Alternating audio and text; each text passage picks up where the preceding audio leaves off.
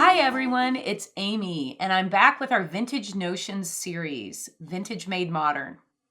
Today I'm going to take you through and talk to you a little bit about what we'll be doing each month with this series. I'm going to start with the January chapter in the Vintage Notions book, and what I'm going to do is talk to you a little bit about what was the process when we actually created this book and published it.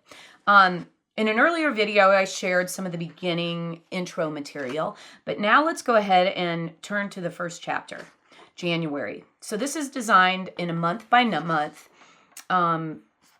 configuration, and you'll see on this chapter, on this first page, a really beautiful piece of eyelet. So I thought it'd be fun to share with you the original piece of eyelet that we scanned for this, this page. And you can see it was actually a damaged piece that I'd found at an antique show, but we were able to actually just use the corner of it and add that beautiful element to the page.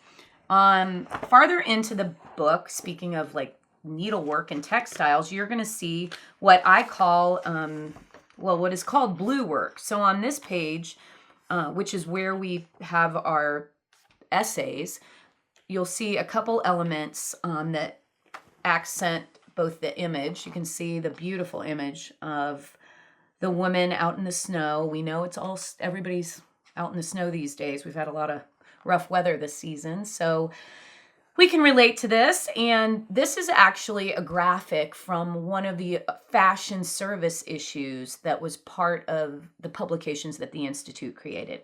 So I brought this blue work piece to show you. Here it is. You can see it was actually probably a piece that laid over a pillow, decorated and make it more beautiful. And what we have here is the blue work. So we scanned this and again pulled elements from this piece to add to the pages. And it looks like there might have been a little patch here that somebody actually just decided to put tape on, and I didn't even know that was there. You can see that looks like I paid $1 for this. So this was a really, really nice piece for that price. Let's move on into a few more things in this chapter. And what I will mention is not only is there embroidery that you'll see on the pages, but you'll also see vintage textiles. And this chapter in particular talks about men's shirting. So I'm going to flip through, but I want to pull out one of my favorite quotes actually from this entire book. And I'm going to read it to you right now. It's on the page, let's see, page 22. Got to have my glasses for this. I love this because this is the way I really feel about actually clothing and creativity and happiness. One of the greatest virtues of right clothes rightly worn is that it enables us to forget them and ourselves. When they are right enough for us to do this, we become our most likable and natural selves. Moving on, we have little soup recipes.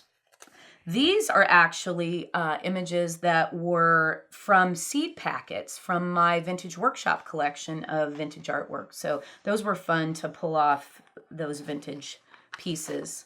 And then we move on into what we're still doing today that's featured in this book, which is how to remodel past season frocks. So this is all about remodeling, recycling, and reusing. So you hear the word upcycle, and we see much of that happening where we can find such beautiful fabrics at the thrift shop and recreate them into, whether we recreate them into completely new garments, or we use a pattern maybe to then redesign them. And in fact, on the next page, we see a pattern for taking a thrift shop shirt, a man's shirt, and turning it into an apron. And this was one of the most popular projects when I would travel to events, when I did a book tour with my book about 5-6 years ago. So, the idea that you can find these beautiful fabrics and then create 3 different options for a man's dress shirt.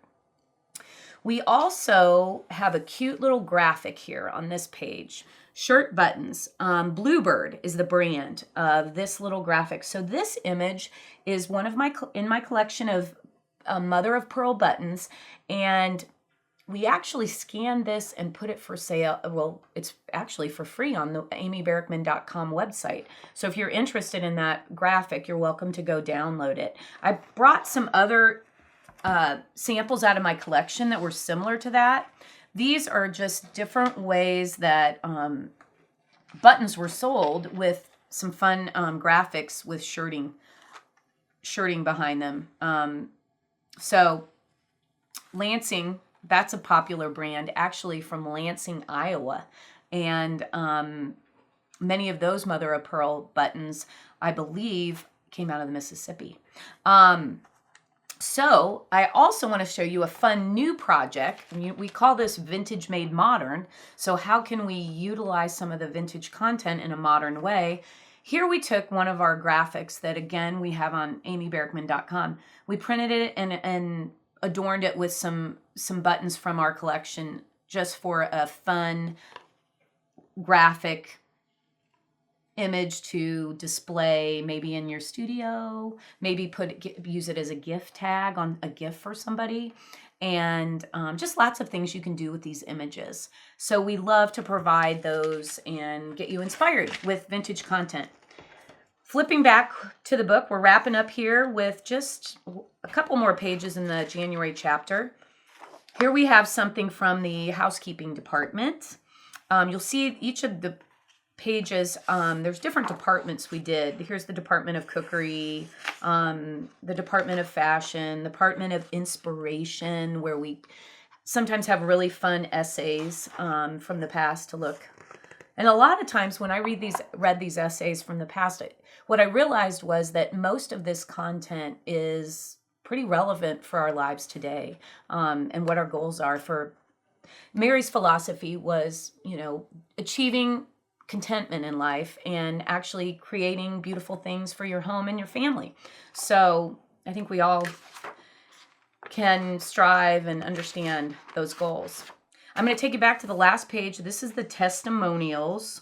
And again, they're stories from women who took this course, and it explains what meaning this course brought to their lives. And in the beginning, when I decided to publish this book, reading these testimonials was what really compelled me to take it to the next level and put this book together. So I encourage you to be inspired by these wonderful stories from the past, and we can carry them through the future and share them with family and friends.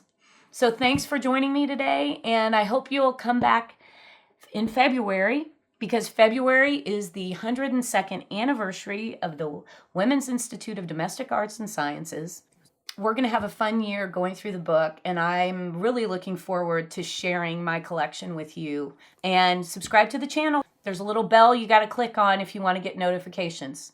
So please do that, and I'll look forward to seeing you again soon.